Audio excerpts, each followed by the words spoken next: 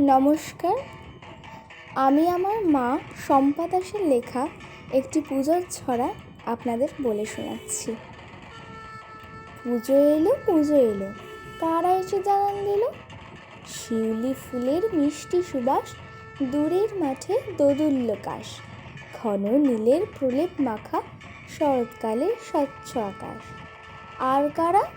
আর ছড়িয়ে ছিটিয়ে থাকা সাদা সাদা মেঘ একরাশ, বেজে ওঠা আলোর বেণী, সদ্য আসা আশ্বিন মাস। আরও বলো, উঠোন ভরা ফুলের রেণু, ঝকঝকে রোদ নির্যাস, ধানের শীষে ঢেউ খেলানো স্নিগ্ধ শীতল মন্দ বাতাস। আর আছে কেউ?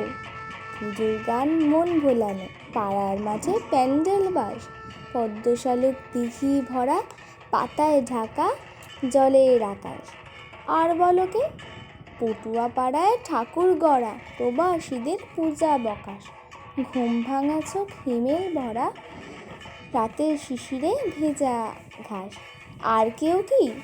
আর আছে মন হঠাৎ করে একটু খুশি একটু উদাস, পুজো এসে গেল বলেই বাঁধনা মানা খুব উচ্ছ্বাস। পুজো এলো, পুজো এলো, এরাও আসে সদল বলে। নমস্কার।